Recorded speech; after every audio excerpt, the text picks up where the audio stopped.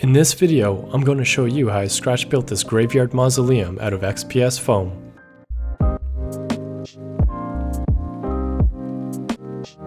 The primary material for this build is going to be XPS foam. This rigid foam is durable and can be cut down to any size. If you don't have a hot wire table like the one shown here, I'd recommend using an alternative material such as foam board for larger, thinner pieces. For this build, I created a blueprint to follow to ensure there is no guesswork during the crafting process. Figuring out the proportions ahead of time is my preferred method of working for most builds. These small archways are going to be used to add some depth to the sides of the walls. I traced the shape 3 times for each of the walls. Before cutting out the archways, I slice a piece off the back to be used later as the wall backing. The archways are then carefully cut out using a sharp X-Acto knife.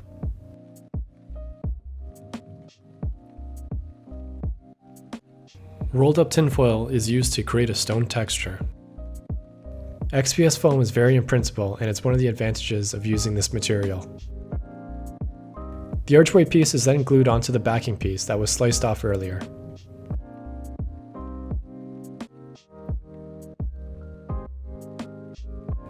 In addition to the tin foil, I'm using my X-Acto blade to create stone chips and round out any sharp edges.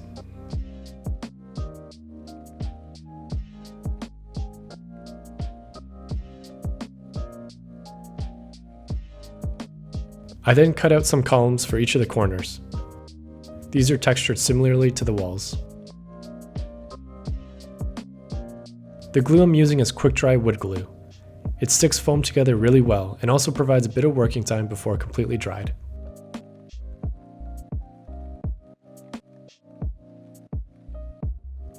A thin strip is glued onto the top of each of the walls to finish them off. I also made some smaller wall details, but ignore those for now since they'll be coming off shortly. I decided to use these hot wire column jigs from Shifting Lands. They're pretty simple to use.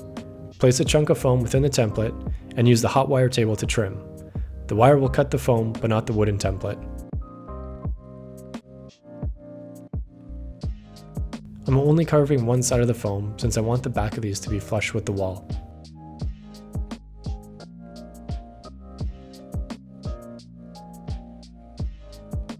It's pretty normal for me to take apart pieces of a build when something's not working.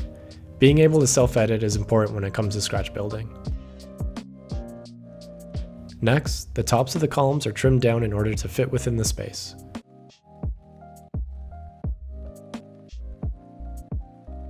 Then, they're glued down in place.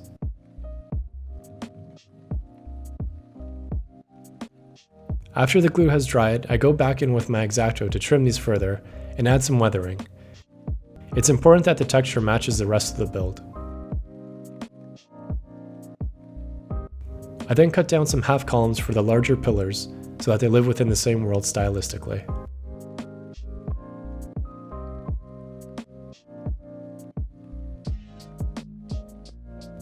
"3D printing details is a great way to bring scratch builds to the next level. It opens up an endless selection of bits that would otherwise have to come from leftover model kits. You can find a list of all the STL files I used in the description below. Next step is to build the front and the back of the mausoleum. Similar to the side pieces, I slice these in half to create a front and back panel. I'm using the template for the next few cuts. These archways are going to create the door for the front and the decorative wall for the back.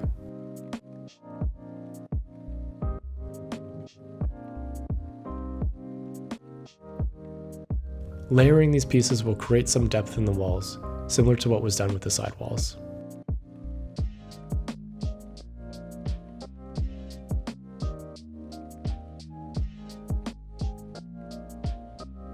The walls are then textured with tin foil and chipped with an X-Acto.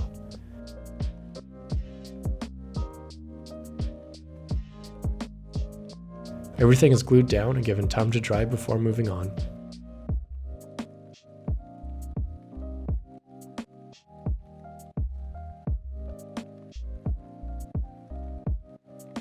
Next, I'm going to measure and cut the slopes for the roof.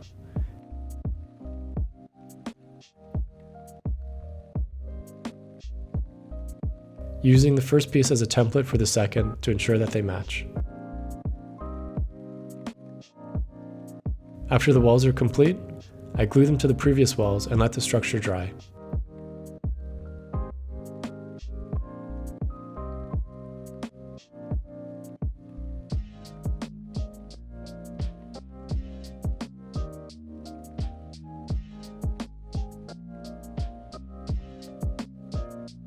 I begin the roof build by cutting out strips of XPS foam. These are going to be the wooden planks that the shingles sit on.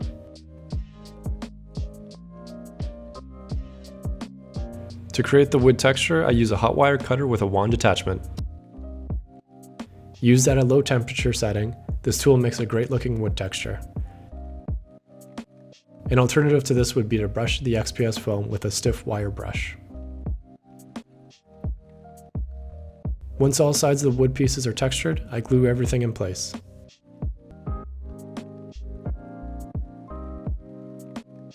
To finish off the roof, I cut out and texture a large wooden beam. Next are the shingles. Shout out to Fantasy Forge Miniatures who shared this technique on his channel. Start off by texturing the bottom of a chunk of foam. Then, with a lower temperature, texture the smaller side of the piece of foam. This is going to be the top of the shingle. After the texturing is done, the piece of foam is sliced lengthwise to create a row of shingles. You can get a bunch of rows out of this one piece. I prefer to individually cut the shingles since this allows for more control during the placement process. Each shingle is then glued on one by one. I like to create my roofs with missing shingles to create some extra visual interest and show off the textured wood underneath.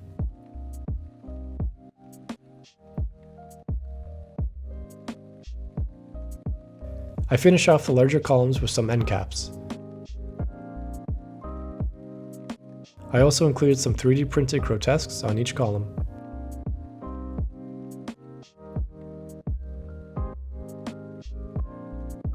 I printed out a wrought iron fence that will be used for the front entrance of the mausoleum.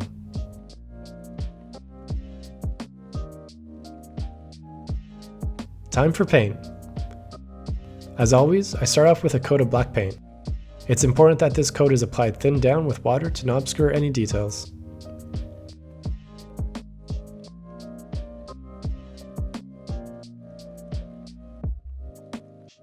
Next is the wood, starting with the darkest of the colors for the base coat.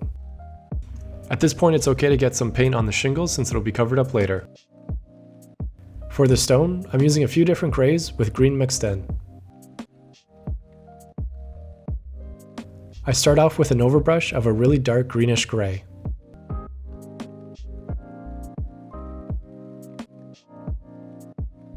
I then mix a lighter version of this greenish gray. Every time I apply a new, lighter color, I'm making sure to leave some of the previous color showing towards the bottom. This creates a really interesting gradient effect.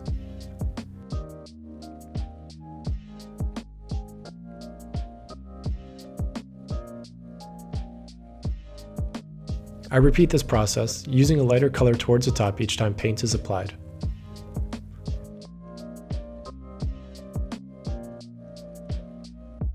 This is a great technique as a more interesting replacement to the standard gray dry brush.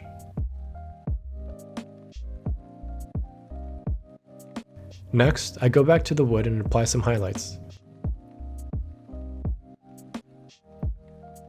I'm building up layers of lighter and lighter browns to create a nice blend.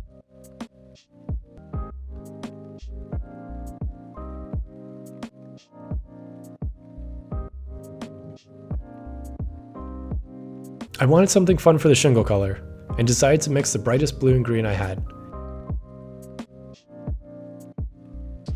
This greenish blue color was then darkened to give me my shade and midtone color. The shingles are painted from the darkest to the lightest paint, making sure to leave some of the previous paint showing.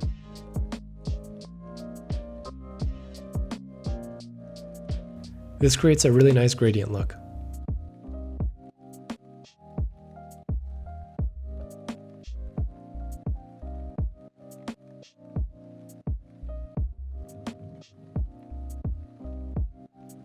The details on the wall and the wrought iron fence are all painted in copper.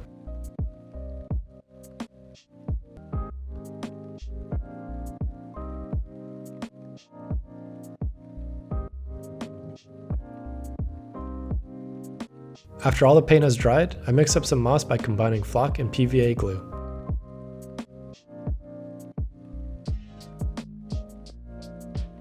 The moss paste is applied to the areas that moisture would tend to build up. Generally, this means anywhere that would look cool compositionally to me.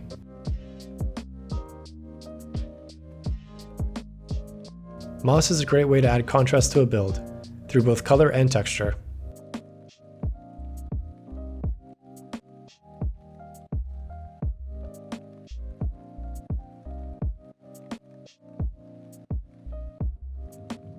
Next is the fun part, admiring all the hard work.